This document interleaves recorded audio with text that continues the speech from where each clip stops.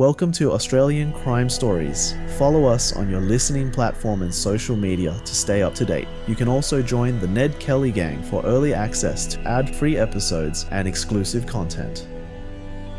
On the 1st of January 1915, in the remote mining town of Broken Hill, New South Wales, a New Year's Day picnic train was ambushed by two armed men. The attackers opened fire without warning, killing 4 civilians and wounding at least 7 others. The men were later pursued and shot dead by police and civilian riflemen. Uncover the dark corners of this unique country with our next chapter, Battle of Broken Hill. This is Australian Crime Stories. For early access to episodes and exclusive content, in 1915, go to Patreon.com Australia was still a young nation, Australian just Crime 14 Stories years to start into your free Federation. trial today. It was deeply tied to British identity and loyal to the Empire in culture, politics, and war. The vast majority of Australians considered themselves British subjects, with the Union Jack flying alongside the Australian flag, and God Save the King being our national anthem. The country was sparsely populated and heavily reliant on agriculture and mining. Major cities like Sydney and Melbourne were growing, but much of the population still lived in regional towns like Broken Hill, industrial centres built around mining or rail hubs. These towns were often harsh, dusty, and physically isolated from each other. The country was overwhelmingly white and English-speaking, due in large part to the White Australia policy, which had been in force since 1901. Still, Australia was more ethnically and culturally diverse than the government liked to admit. There were long-established communities of Chinese, Afghans, Germans, and Indigenous Australians, many of whom lived under legal and social restrictions. These groups were often viewed as outsiders, tolerated but rarely accepted. In the early 20th century, Broken Hill had become one of many Australian inland towns where Afghan Cameleers played a vital role in the community.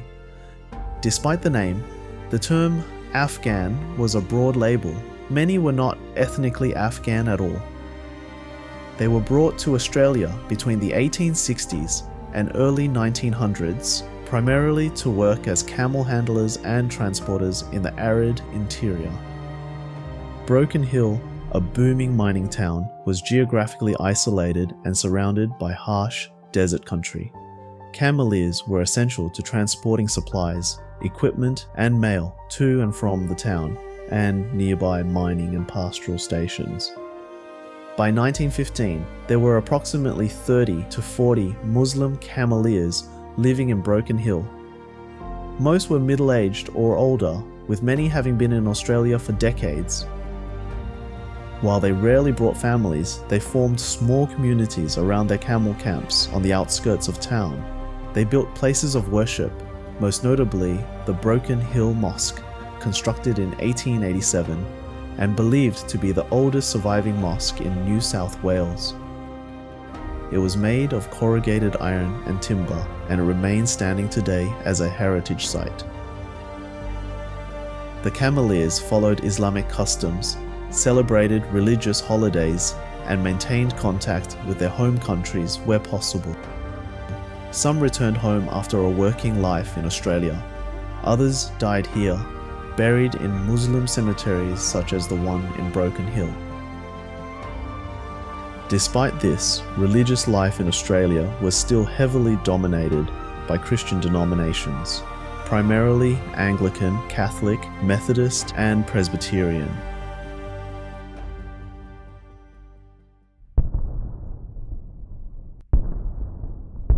The outbreak of World War I in August 1914 had an immediate and powerful impact. Australia, as part of the British Empire, entered the war within days. The response was enthusiastic.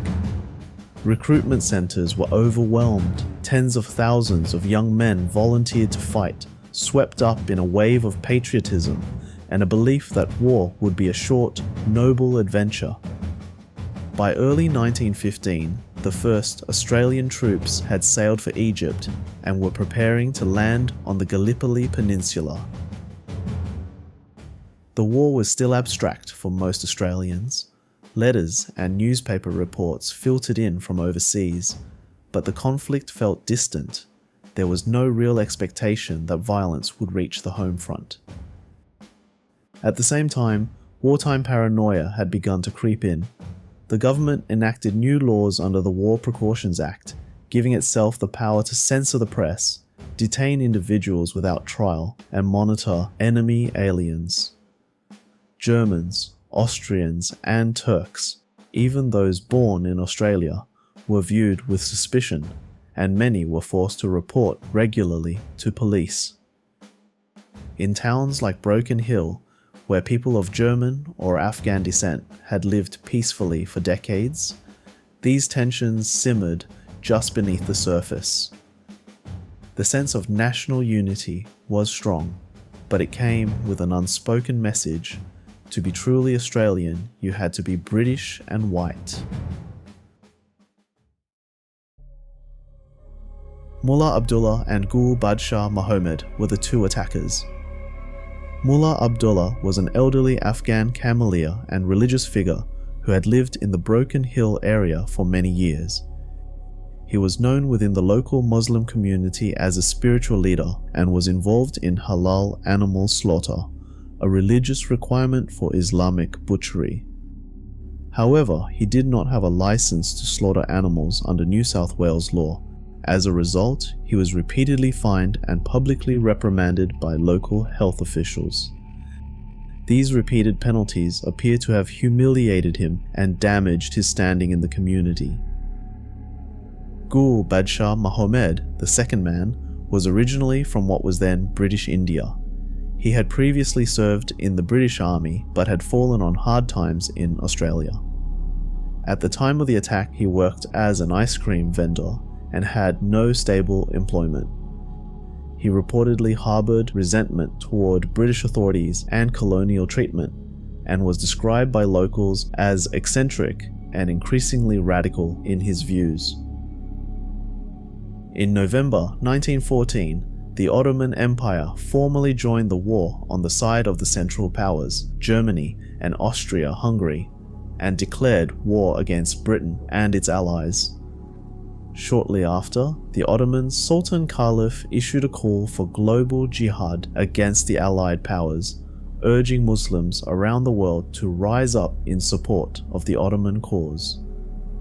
While this call had little practical impact in most places, it seems to have had some sort of persuasion on one or both of these men. There is no evidence that Abdullah or Mohammed had direct links to the Ottoman government or any formal jihadist movement.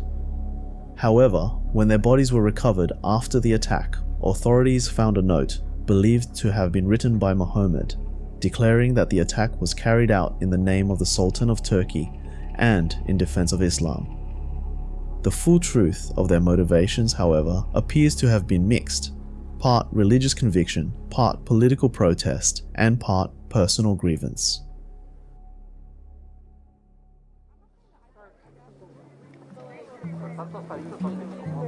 It was the first morning of 1915. The sun had already risen high over the red dust of Broken Hill, and the oppressive summer heat was beginning to settle across the dry plains, but spirits were high.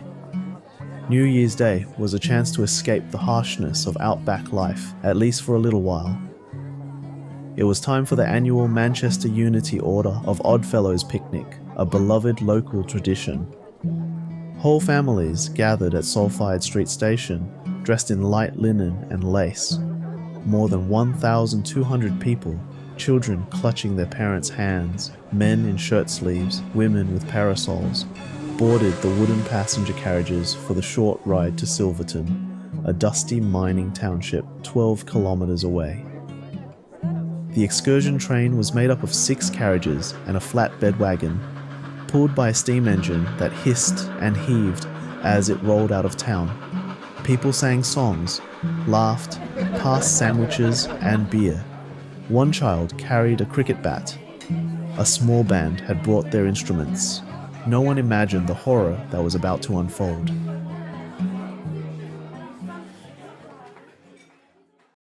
Want to experience more Australian stories? Meredith's men tried everything from ambushes to moving patrols. They even mounted a machine gun on the back of a truck. The plan? Drive alongside the birds and mow them down in motion. It was chaos. The truck couldn't keep up. Listen to Australian history stories. New episode every week. A few kilometres outside town, tucked just off the main railway line near a siding known to locals, the two attackers waited. They had wheeled Mogomed's ice cream cart to the location the night before. It was now decorated with a Turkish flag and concealed inside their two rifles, ammunition and supplies. Their position had been chosen carefully, a small outcrop of rocky ground, slightly elevated, offering a direct view of the track. The embankment was not high, but enough to give them cover. As the whistle of the approaching train echoed faintly in the valley, both men grew still. Dust curled from the track in the distance. The rhythmic chug of the engine grew louder. Within moments, the train came into view, the black locomotive pushing smoke into the clear sky, followed by 6 swaying carriages filled with townspeople, their silhouettes shifting behind wooden slats and open windows. From their vantage point, the rear carriage appeared first. People stood at the doors, leaning out to catch the breeze. A teenage girl laughed, pointing at something in the scrub. Behind her, a man in his 60s adjusted his hat against the sun. The two men raised their rifles in near unison, practiced, steady, deliberate, no words spoken. The train rolled into range, and then, without warning, the first shots cracked through the air.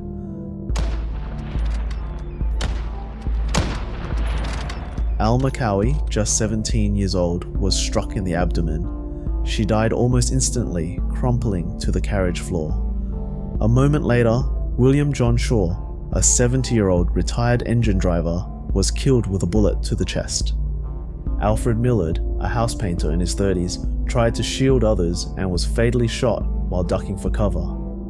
Donald Fraser, another passenger, would die later from his wounds. Several others were seriously injured, including one woman shot in the neck and a child grazed by a bullet. Inside the train, panic spread quickly. People screamed, dropped to the floor, or jumped from the carriages in confusion and terror. The picnic baskets and streamers scattered as passengers scrambled for cover.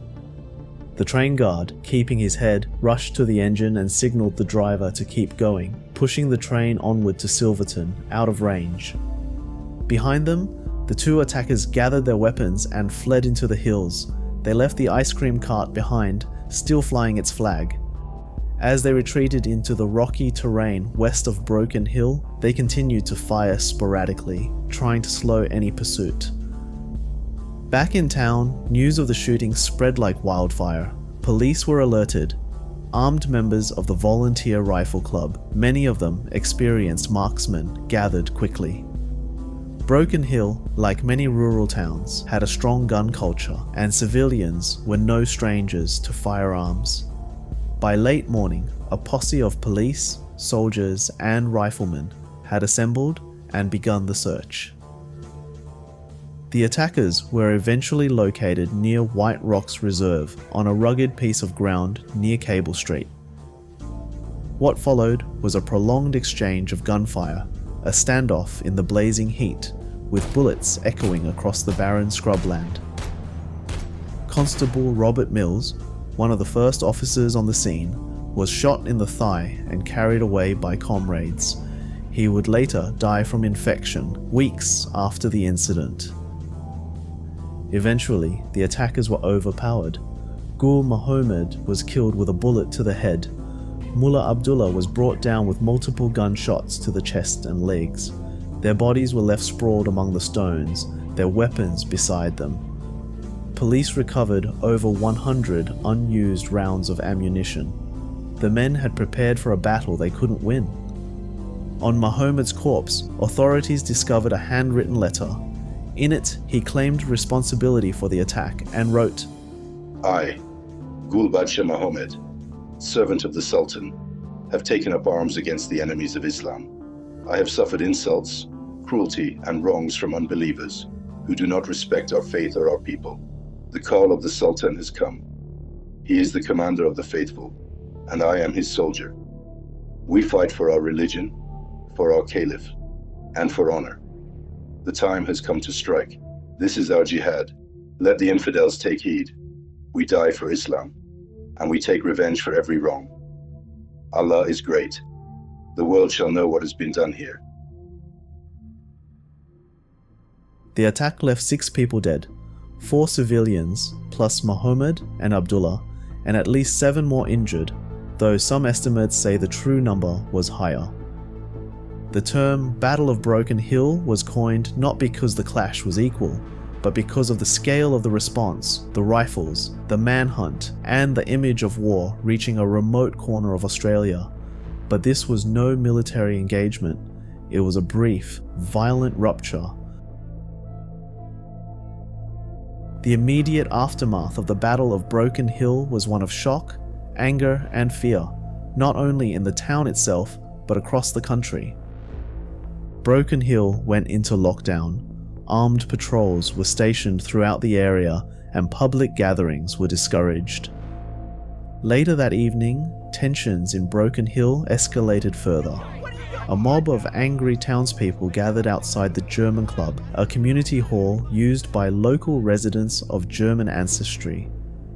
The building had no connection to the attackers or the incident that morning, but anti-German sentiment had already been growing due to the war in Europe.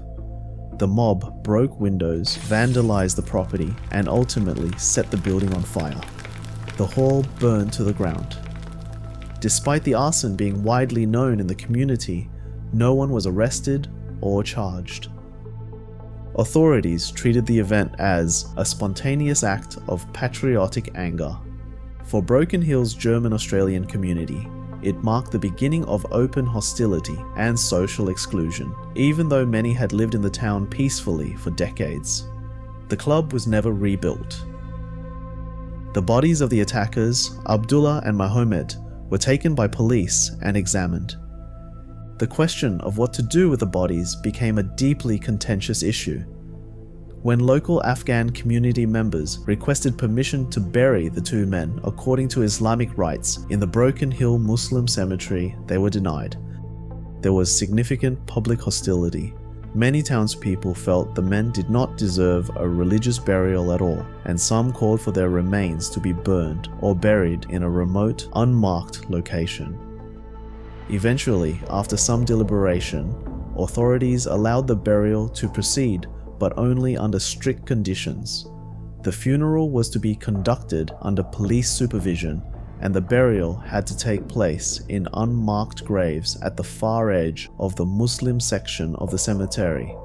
The decision was a compromise, an attempt to respect religious customs while trying to avoid provoking further outrage from the broader community. The burial was quiet and sparsely attended. No headstones or identifying markers were permitted. To this day, the exact location of Abdullah and Muhammad's graves remains unknown. The government and media quickly framed the event in wartime terms. Newspapers used headlines like, "Turks attack in Australia." Despite the attackers' nationality, one Afghan and one from British India, they were widely portrayed as both being representatives of the Ottoman Empire and Islamic extremism. This framing contributed to a national climate of paranoia.